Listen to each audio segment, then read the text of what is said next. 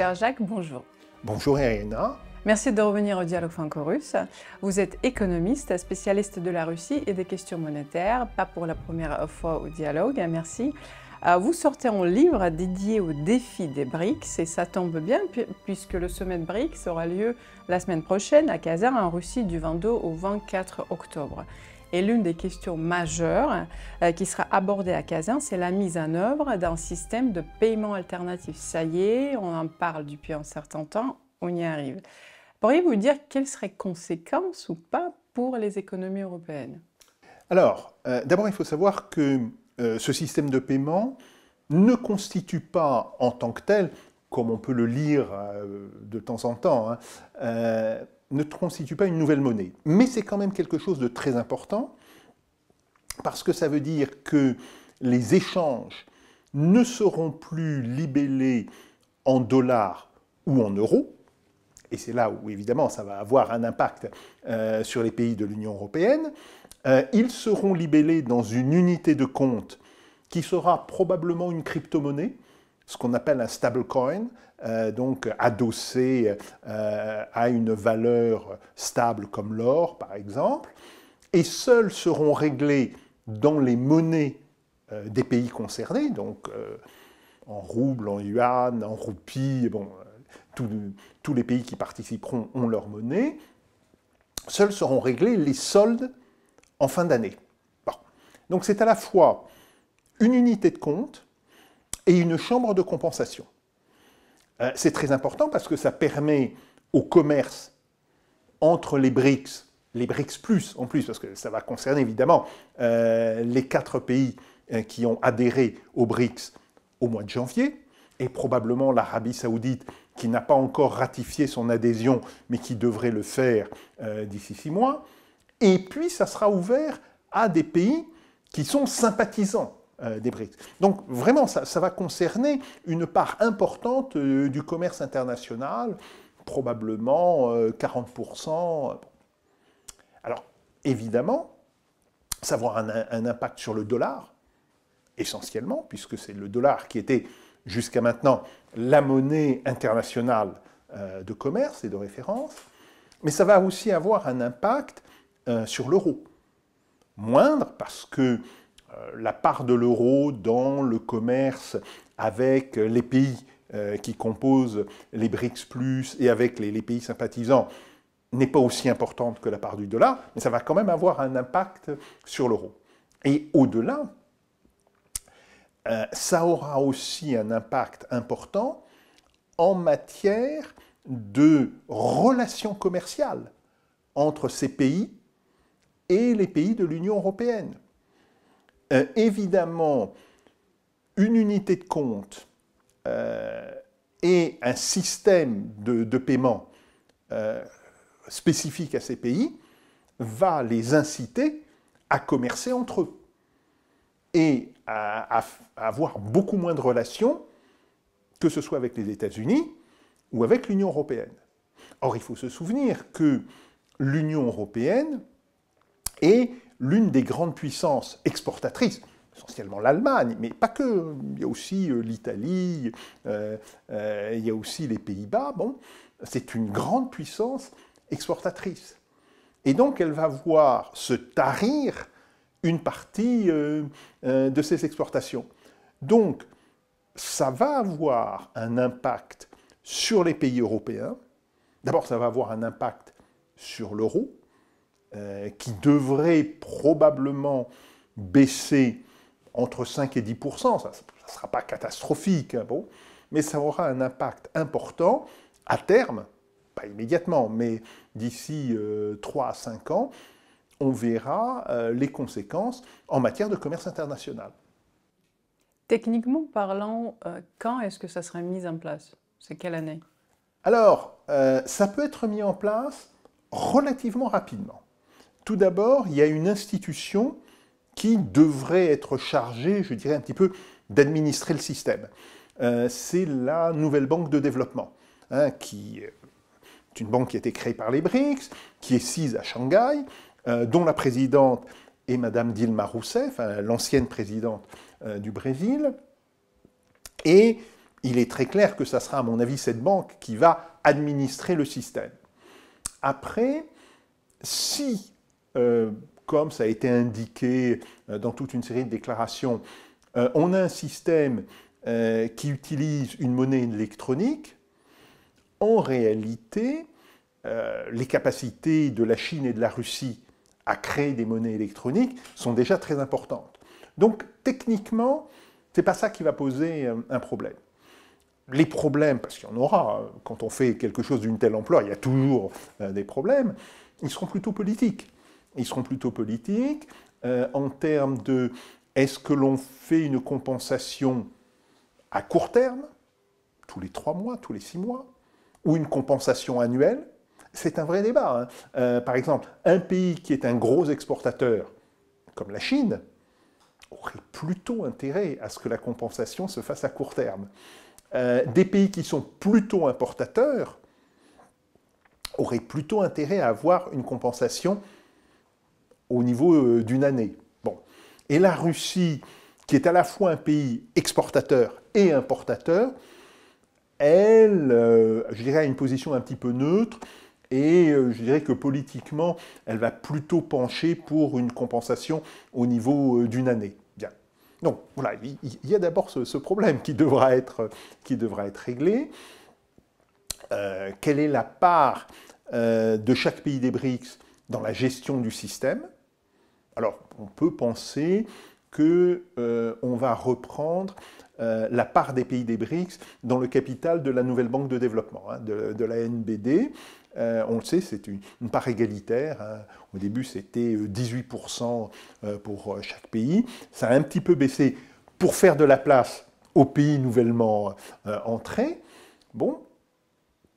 Donc voilà, il y a tous ces problèmes qui doivent encore être résolus. Je pense qu'une partie seront résolus d'ailleurs lors du sommet de Kazan. Et on peut penser que d'ici 1 an, peut-être même 6 mois, mais bon, 6 mois ça me semble un peu court, mais disons, d'ici 1 an, le système sera mis en place et on verra les premiers échanges se faire utilisant cette unité de compte en termes de monnaie électronique. Est-ce que les États-Unis vont réagir? Et si oui, comment? Oui, les États-Unis ne vont pas être contents parce que c'est le dollar, c'est le rôle du dollar qui va être affecté. Mais qu'est-ce qu'ils peuvent faire? Justement. Si vous voulez, ils ne peuvent pas faire grand-chose. Alors, ils peuvent mettre des nouvelles sanctions contre les pays qui utiliseraient ce système. Mais ça ne va que renforcer le système. Parce que les sanctions, c'est quoi? C'est des interdictions de commerce. Si on interdit de commercer avec les États-Unis, on va d'autant plus se replier sur les BRICS. Donc, ce n'est pas très efficace pour les États-Unis. Au contraire, ce qu'ils devraient chercher à faire, c'est à attirer du commerce avec eux. Donc, ils sont un petit peu coincés dans cette histoire-là. Ils ont évidemment un intérêt très important à ce que ça ne se mette pas en place, ça c'est clair. Mais une fois que les pays des BRICS ont décidé de mettre ce système en place, les États-Unis ne peuvent pas faire grand-chose. Alors oui, ils peuvent tenter de déstabiliser des monnaies comme la roupie, parce que le rouble il est déjà déconnecté du dollar et de l'euro. Pour le déstabiliser, c'est pas du tout évident. Le yuan, il est quand même très contrôlé par la Chine. Déstabiliser le yuan, c'est vraiment pas facile. Donc, la seule monnaie qui pourrait être visée, enfin 2 monnaies peuvent être visées, c'est le réal brésilien et la roupie indienne. Mais toute tentative de déstabilisation va évidemment aiguiser les antagonismes de ces pays vis-à-vis des États-Unis. Pour l'instant, l'Inde a une attitude, on peut dire, de neutralité dans le conflit entre la Russie, la Chine et les États-Unis.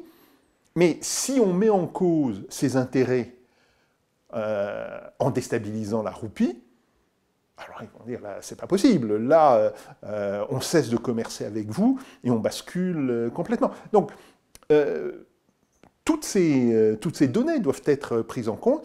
Et donc je pense qu'en réalité, les États-Unis parleront beaucoup, diront c'est irresponsable ce que vous faites, vous êtes en train de briser le multilatéralisme international. Bon, des grandes déclarations, comme l'Union européenne, mais qu'en réalité, il ne se passera rien. Il semblerait que l'industrie de défense russe est en expansion, notamment grâce aux machines, outils provenant de Chine. Il est prêt à mener une guerre longue. Et vous dites que la Russie est indiscutablement un pays en guerre, n'est nullement une économie de guerre. Pourriez-vous développer ça? Alors oui, on dit souvent que la Russie est une économie de guerre. Ce n'est pas le cas. Il faut savoir ce que ça signifie, l'expression économie de guerre. C'est une expression qui a été créée lors de la Première Guerre mondiale. Et une économie de guerre, ça veut dire que l'ensemble de l'appareil industriel d'un pays, alors à l'époque c'était l'Allemagne, la France, la Grande-Bretagne, bon, est concentré sur les besoins militaires. Au point d'ailleurs de réduire la production civile. On voit par exemple les usines Renault ne produisent pratiquement plus de voitures, elles produisent des chars. Hein, le fameux char FT-17 qui a joué un rôle important dans la victoire en 1918, il est produit par Renault et il est produit sur les chaînes de montage qui produisaient avant des voitures. Bon. C'est pas du tout ce qu'on voit en Russie. On voit en Russie que, en même temps que, évidemment, la production militaire se développe, alors, il y a peu de données chiffrées, mais quand on parle avec des responsables, ils disent, oui, nos usines travaillent désormais en 3-8, 7 jours par semaine. Oui, nous avons construit de nouvelles usines. Donc, il est très clair qu'il y a une montée de la production militaire. Mais ce qu'on voit aussi, c'est une montée de la production civile. Donc, on voit bien que l'appareil industriel russe ne sacrifie pas tout aux militaires. Et d'ailleurs, les dépenses de défense dans le PIB sont, alors, d'après le budget de 2025, elles devraient être à 6,3% du PIB. Bon, il y a d'autres calculs qui sont faits, et d'ailleurs, on sait très bien qu'une chose, c'est le budget qui est voté l'année précédente, et puis dans le cours de l'année, il peut être modifié. D'ailleurs, ça s'appelle des lois de finances rectificatives dans tous les pays. Bon, admettons qu'on soit à 7%. À 7%, on est très loin du niveau de ce que représentait la dépense militaire lors de la Première Guerre mondiale et lors de la Seconde Guerre mondiale. On était, par exemple, pour l'Allemagne, on était à pratiquement 40% à la fin de la guerre. Pour l'Angleterre, on était largement au-dessus de 30%. Donc, on est très loin de ça avec 7%. Et en fait, on est sur des niveaux qui sont à peu près ceux que connaissaient les États-Unis dans les années 60, au moment où les États-Unis menaient la guerre du Vietnam, mais aussi renforcer, je dirais, leur système militaire avec la construction des sous-marins nucléaires lance-engins. Bon.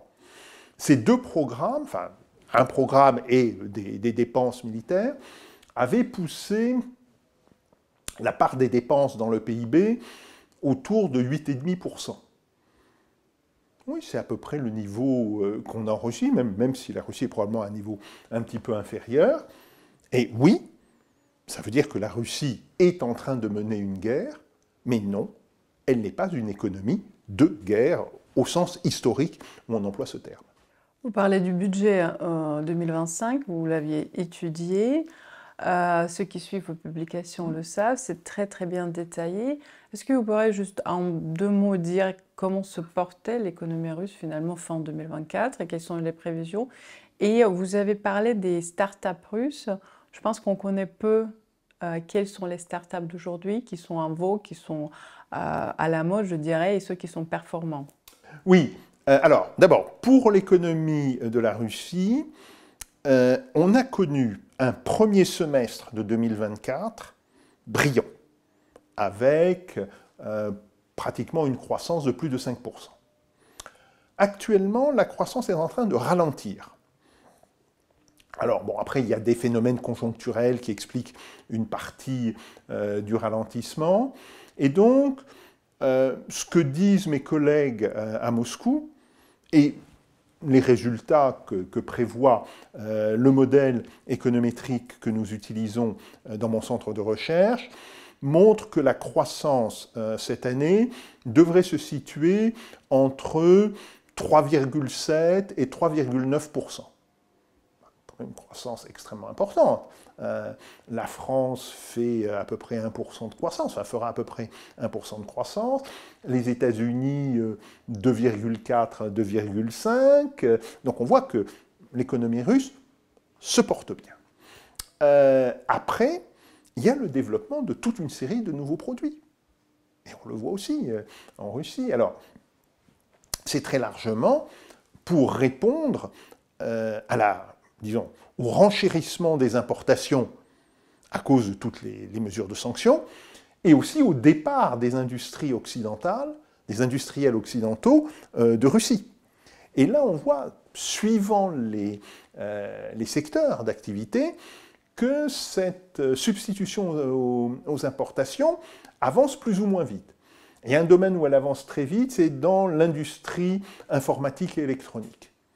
Bon, ça, on le voit. Alors, par ailleurs, il faut vous rappeler que la Russie avait une base en matière de production de logiciels et de production de licences de logiciels extrêmement importante. Bon, tous les gens qui ont un ordinateur utilisent un antivirus. Et l'un des antivirus les plus utilisés, c'est un antivirus d'origine russe. Alors, soit directement acheté à la société russe Kaspersky, soit acheté à une société qui elle-même est licenciée de Kaspersky. Bon. Donc, dans ce domaine, le retrait des sociétés occidentales de logiciels a été rapidement comblé par des entreprises russes. Donc là, c'est clair. Même chose dans le domaine de l'industrie électronique, non plus informatique, mais cette fois-ci électronique, donc on parle plutôt de la partie matérielle, hein, du hardware, et puis dans d'autres industries, alors ça va des produits métalliques usinés, la chimie, etc. Bon, on voit qu'il y a des effets de substitution, alors plus ou moins avancés, plus ou moins rapides. Hein. Il faut quand même rappeler que quand une entreprise décide de produire un nouveau produit, il faut investir, il faut construire très souvent une nouvelle usine ou, à défaut, une nouvelle chaîne de production. Ça prend du temps, ça coûte de l'argent d'ailleurs, hein, ce sont les investissements. Et donc, en fait, on ne verra tout l'impact de cette substitution aux importations que l'année prochaine et l'année suivante, qu'en 2025 et 2026. Pour l'instant, c'est encore, on commence à le voir, mais on ne voit pas l'essentiel du phénomène. Donc ça, c'est une chose claire. On le voit, par exemple, sur des biens de consommation, dans l'automobile. Alors, l'automobile qui a été une des branches industrielles littéralement sinistrée par les sanctions. Il n'y en a pas eu beaucoup, mais l'automobile, c'était très clair, puisque de très nombreux producteurs russes étaient en fait des licenciés de l'industrie européenne, que ce soit Renault, avec Avtovaz, que ce soit Volkswagen, que ce soit Audi, bon, etc. Et là, les industriels russes ont dû se tourner vers d'autres producteurs, essentiellement les producteurs chinois. Et ce que l'on voit, c'est effectivement l'émergence, enfin le retour d'une production automobile non négligeable. On est actuellement sur des rythmes de 500 000 à 600 000 véhicules an. Alors ça reste encore inférieur au rythme de 2021. On était tombé très bas. Hein. On était tombé en mai-juin 2022 on était tombé autour de 250 véhicules an. Donc, de 250 à 600 000, il y a une grosse marge. Et ce sont surtout des véhicules qui sont plus modernes, en règle générale mieux équipés que les véhicules d'origine occidentale qui étaient produits en Russie. Par exemple, entre une voiture pour le milieu de gamme, ou le milieu et bas de gamme, hein, d'origine chinoise, et la voiture qui jouait ce rôle, qui était la Dacia, produite par Avtovaz, la voiture chinoise est bien mieux équipée, en réalité. Et il y a aussi une montée en puissance des voitures hybrides, et même des voitures électriques. Alors bon, les voitures électriques, ça va être essentiellement sur des grandes villes. D'ailleurs, pour ça, Moskvitch, qui appartenait en fait à Renault, enfin, plus compliqué que ça, mais il y avait un accord entre la mairie de Moscou et Renault. Renault a cédé toutes ses installations à la mairie de Moscou pour le rouble symbolique. Bien. Et la mairie de Moscou a décidé de monter une chaîne en partenaire avec un constructeur chinois de voitures électriques. Donc ça veut dire qu'à terme, même déjà, ils produisent, il y a des voitures qui servent pour faire le taxi à Moscou, qui sont désormais des voitures entièrement électriques. Il y a des 4x4 électriques ou hybrides. Bon, ce type de production. Donc globalement, il y a pas mal de nouveaux produits, et ces produits sont en règle générale de qualité égale, voire dans le cas de l'automobile, de qualité supérieure aux produits qui étaient fabriqués sous des licences occidentales. La Russie reste toujours le pays le plus sanctionné au monde, apparemment après l'Iran et la Syrie. Oui, et la Syrie. Concrètement, à aujourd'hui, en 2024, comment ces sanctions, si les sanctions fonctionnent, ou plutôt les contre-sanctions prises par la Russie qui visent les pays occidentaux, est-ce que ces contre-sanctions fonctionnent? Alors, oui, les sanctions continuent de fonctionner, même si c'est de manière résiduelle. Et elles fonctionnent de deux manières. Soit elles obligent à construire des mécanismes d'importation un petit peu complexes, hein, ce qu'on appelle les importations parallèles en russe. Bon, et évidemment, ça a un coût. Ça veut dire que entre une importation normale et une importation parallèle, il y a grosso modo une hausse du prix de 15 à 20%. Donc ça, c'est un... Là, on peut très bien voir que c'est un effet des sanctions. Il y a aussi le fait de changer de fournisseur, de passer à un autre fournisseur. Voilà. Bon. Passer à un autre fournisseur, ça veut dire aussi, très souvent, changer de standard, si vous voulez. Parce que, par exemple, les constructeurs chinois n'utilisent pas nécessairement les mêmes standards que les constructeurs européens. Donc ça veut dire qu'il va falloir remettre tout l'environnement technique au standard du produit chinois, alors qu'il était avant. Alors oui, ça aussi, il y a un coût implicite dans ce genre de choses. Donc on peut dire que à travers les hausses de coûts, ça explique à peu près 2 à 3% du taux d'inflation en Russie. Hein, c'est bon, plutôt 2 à 3 points d'inflation. On sait que le taux d'inflation était en septembre, enfin en août plutôt, il était d'environ 9%. Il semble être redescendu en septembre, il serait autour de 8,4% en septembre. Je cite de mémoire les derniers chiffres de la Banque centrale de Russie.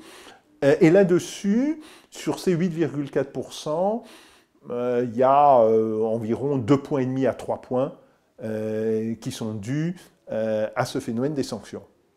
Donc, dire que les sanctions n'ont eu aucun impact, non, ils ont un impact, mais on voit bien que ce n'est pas l'impact qui était souhaité par les pays occidentaux, et que ce n'est pas un impact insurmontable, loin de là, pour la Russie. Donc ça c'est un premier point. Alors après, le problème des contre-sanctions russes, la Russie d'ailleurs interdit certaines exportations, mais elle a très peu joué de ces contre-sanctions en réalité, parce que elle préfère continuer à exporter même vers les pays occidentaux, tout simplement parce qu'elle gagne de l'argent dessus. Regardez le cas de l'énergie. Bon, les pays occidentaux ont dit on ne veut plus du tout acheter de pétrole russe. On continue d'en acheter en réalité. Même si on passe par des marchands indiens. C'est-à-dire que la Russie vend à l'Inde en sachant très bien que le marchand indien va revendre à la France, à l'Allemagne, etc. Bon, qui se fait de l'argent dans cette histoire? Les Russes, évidemment, et les Indiens. Les intermédiaires indiens qui gagnent pas mal d'argent sur cette question-là. Bon. Le gaz. Ben oui, aujourd'hui, la Russie reste un des tout premiers fournisseurs, même le premier fournisseur étranger de l'Union européenne en gaz, par du GNL, par du gaz naturel liquéfié. Et le problème pour les pays européens, c'est que le GNL coûte beaucoup plus cher que du gaz qui arrive par gazoduc. Et on comprend très bien, c'est une raison technique. Il faut liquéfier le gaz, donc le comprimer très fortement pour le mettre dans un bateau, et quand le bateau arrive dans un des ports européens, il faut le déliquéfier. Donc il y a deux opérations techniques qui sont des opérations pas très compliquées, mais quand même qui exigent un équipement important. Donc on pense que par rapport au gaz qui venait par Nord Stream, ou qui venait par d'autres gazoducs, le coût du GNL est plus élevé de 20 à 25%.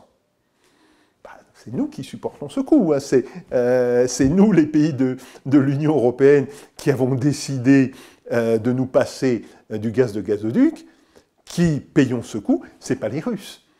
Et les Russes continuent à recevoir de l'argent de nous, parce que, bon, on a dit, on va vous payer en euros, mais vous ne pourrez pas utiliser nos euros. Et ils se sont dit, vous allez payer en roubles. Et de fait, tout le monde accepte de payer en roubles. Sur ce point, c'est plutôt les pays qui ont pris les sanctions qui sont touchés par ces sanctions. Après, il y a quelques cas qui sont très spectaculaires. Le titane. Bon, les États-Unis ont dit l'année dernière, on va interrompre les importations de titane russe. Ils se sont un petit peu grattés la tête, ils ont dit, bah, on va les interrompre en 2028. Pourquoi? Parce que sans titane russe, l'industrie aérospatiale américaine ne peut pas fonctionner. Bien.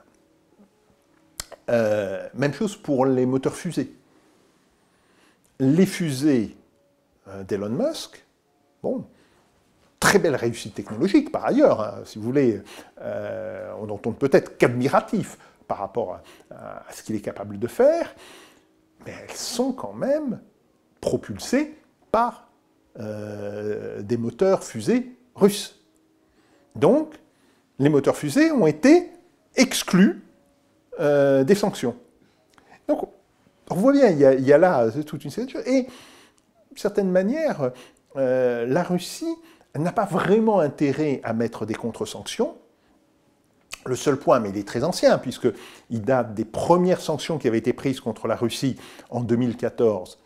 Le seul point sur lequel il y a des contre-sanctions, qui d'ailleurs ont bien fonctionné pour la Russie, ce sont les produits agricoles et agroalimentaires.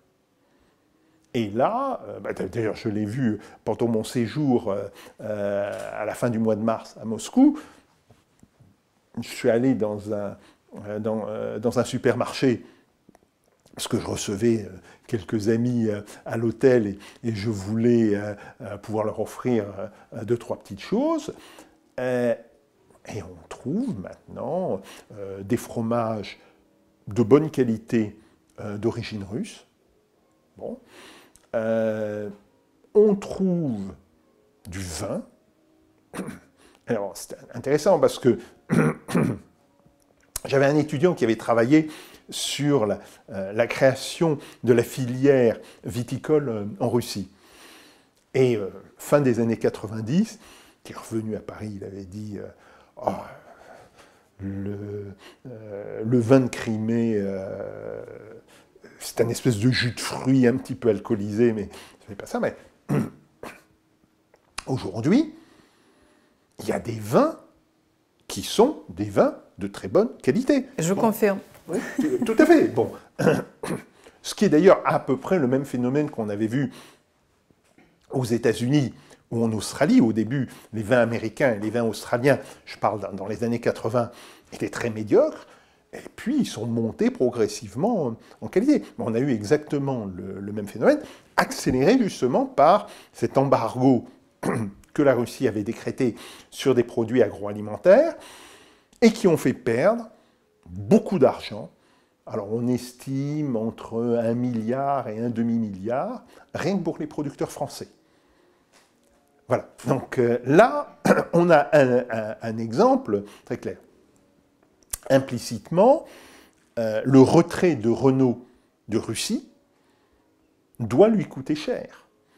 Alors d'abord, il y a le problème de la valeur des investissements que Renault avait en Russie, environ 4,7 milliards de dollars. Bon. Mais il y a surtout le fait que la vente des voitures Renault en Russie, des voitures qui étaient produites en Russie, essentiellement des modèles Dacia, mais il y avait aussi des modèles Renault en tant que tels. Bon, ça représentait une part non négligeable du bénéfice de Renault-Nissan. Et donc là, ils n'ont plus cet argent. Donc, il y a toute une série d'impacts sur l'économie européenne, et ce sont des impacts qui ne sont pas négligeables, même si aujourd'hui il est un petit peu difficile, parce que, si vous voulez, les comptes ne précisaient pas exactement ce qu'on venait en vendre en Russie. Bon, c'est un petit peu difficile à le préciser, mais oui, il est clair qu'il y a un impact sur les pays qui ont pris les sanctions qui est très loin d'être négligeable. Vous parlez notamment du Nord Stream. Il y a quelques jours, Maria Zakharova, porte-parole du ministère des Affaires étrangères russe, a déclaré que la Russie a des preuves de l'implication des États-Unis et du Royaume-Uni dans le sabotage du gazoduc Nord Stream, et la publication de ces preuves dépendra de la situation. Pourquoi maintenant? Pourquoi le timing est maintenant? Et comment pensez-vous l'Allemagne va réagir? Puisque les intérêts allemands sont les premiers qui ont été touchés. Oui, tout à fait. Les premières victimes de l'explosion de Nord Stream, ce sont les Allemands, très, très clairement. Alors, on sait que le parquet allemand a ouvert une procédure judiciaire concernant l'attentat, et que donc, il n'achète absolument pas... D'abord, la thèse, ce sont les Russes qui l'ont fait, bon, pas très crédible. Même chose pour les Ukrainiens. Pourquoi? Parce que pour placer des charges, alors pas que l'oléoduc était très profond, entre une profondeur de 50 et de 70 mètres, bon. Mais néanmoins, dans une mer qui est une mer assez spécifique, il faut rappeler que la Baltique est une mer peu salée, c'est aussi une mer dans laquelle la visibilité interne est très faible. Bon. Donc, il faut d'abord regarder quels sont les pays qui avaient techniquement les capacités de faire cela. Il n'y en a pas énorme. Bien sûr, les États-Unis, la Grande-Bretagne, l'Allemagne, mais on ne voit pas l'Allemagne faire sauter un gazoduc qui l'approvisionnait, et la Suède. Ce sont les 4 pays qui avaient une capacité et une expérience des plongeurs de combat dans la Baltique. Donc évidemment, ça veut dire que les pour reprendre l'expression cinématographique, les suspects usuels, hein, les usual suspects.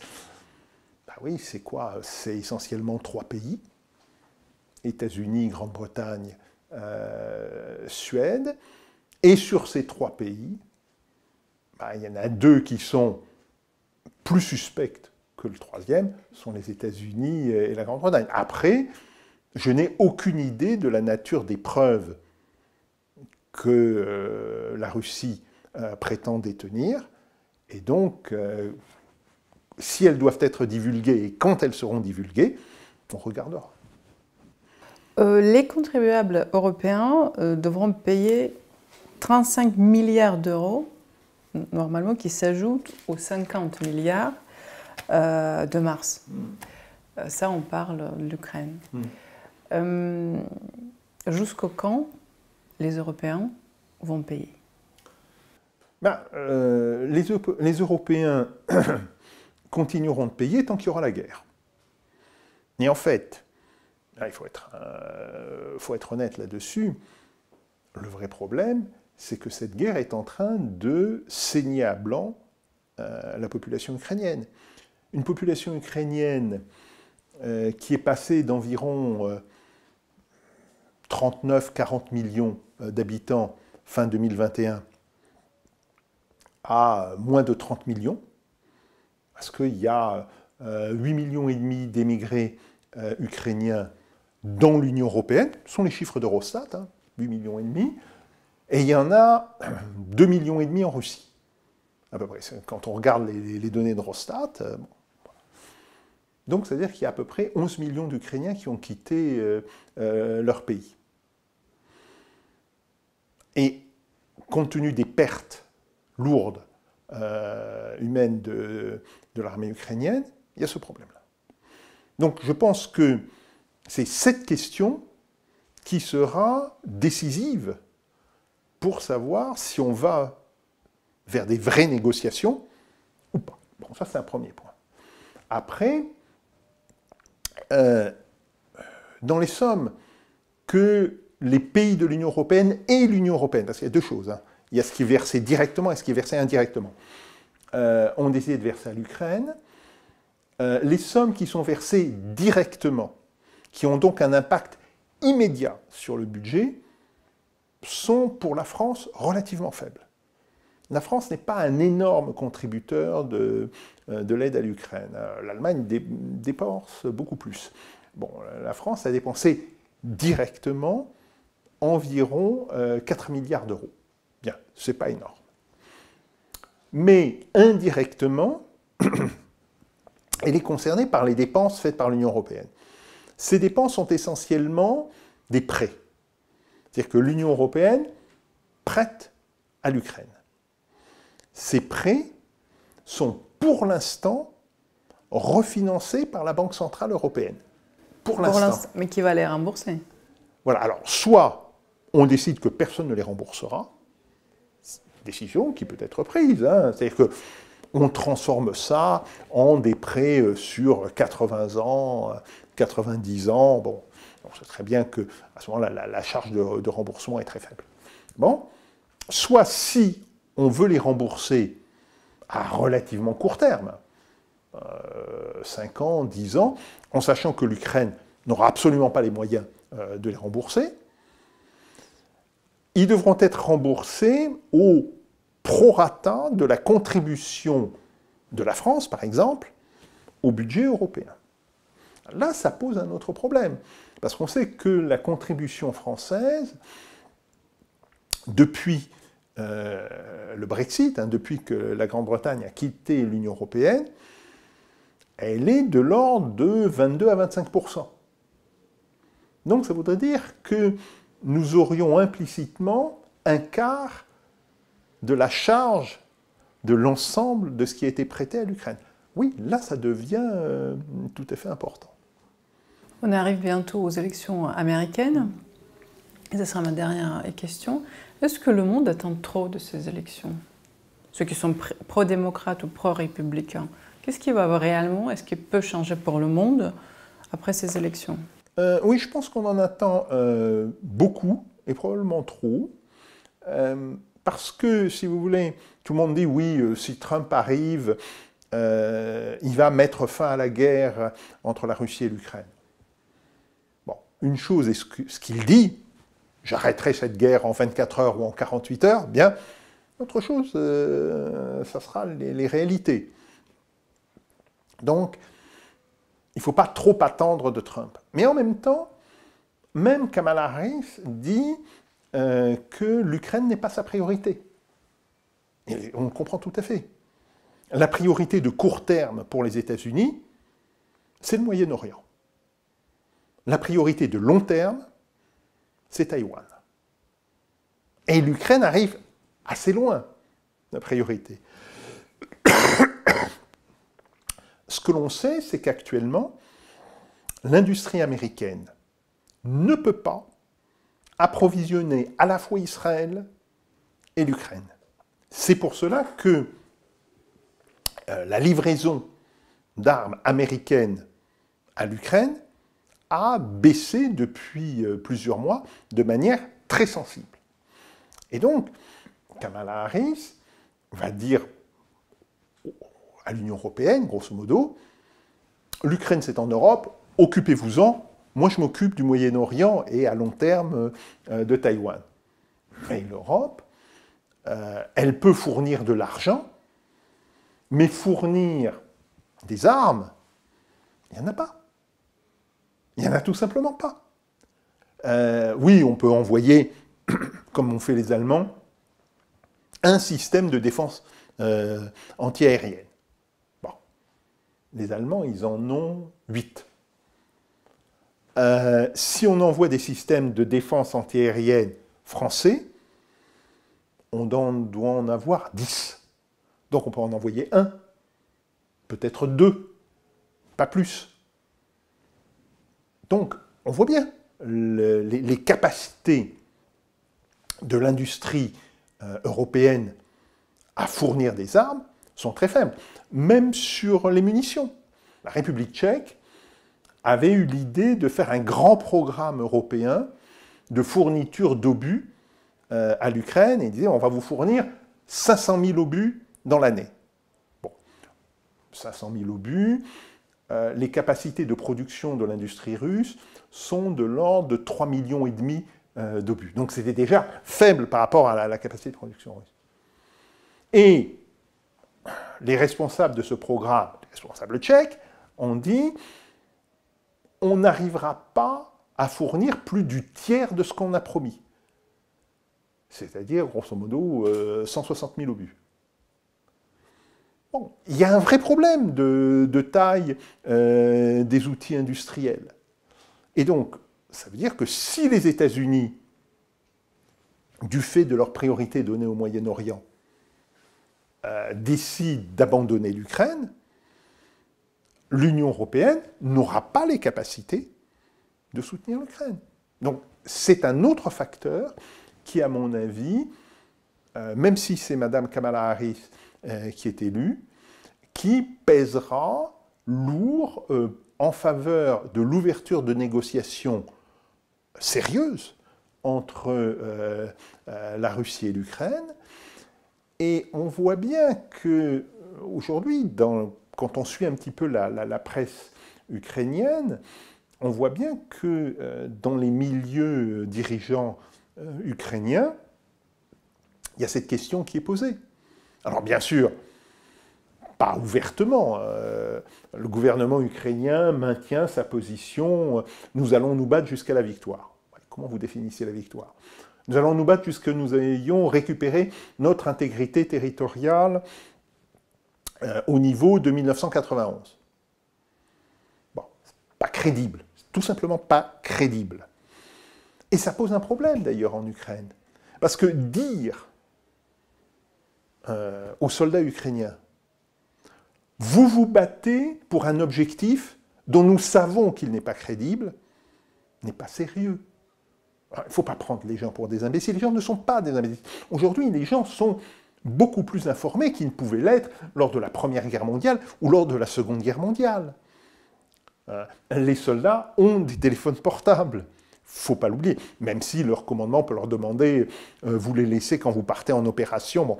Mais quand ils reviennent d'opération, ils ont à nouveau leur téléphone portable. Ils peuvent non seulement se connecter aux sites ukrainiens, mais ils peuvent se connecter à des sites internationaux. Bon. Et ils peuvent donc lire, le cas échéant, ce qui est écrit. Et donc, les soldats ukrainiens savent que leur gouvernement a des buts de guerre qui ne sont tout simplement pas crédibles. D'où un problème évident en termes de morale de l'armée ukrainienne. Et la seule manière, je dirais, de redonner une crédibilité au discours politique ukrainien, c'est d'admettre les réalités. Alors évidemment, on ne passe pas d'une position tout à fait extrémiste à une position réaliste en quelques jours. Il va falloir, malheureusement, parce qu'il y a des gens qui sont tués tous les jours, hein, que ce soit des Russes ou des Ukrainiens. Hein. Malheureusement, il va falloir plusieurs mois pour que ce basculement puisse avoir lieu, mais on voit déjà dans une partie de la presse ukrainienne que le début du basculement est en train de se passer. Donc il faudra voir ce qui va survenir au premier semestre 2025. Et moi, j'appelle vraiment de mes voeux à une paix maintenant le plus rapide possible, même si je sais que ça peut malheureusement prendre pas mal de temps, hein, mais la paix la plus rapide possible, parce qu'il y a déjà eu trop de morts d'un côté et de l'autre. Merci Jacques de continuer le dialogue franco-russe. Merci beaucoup.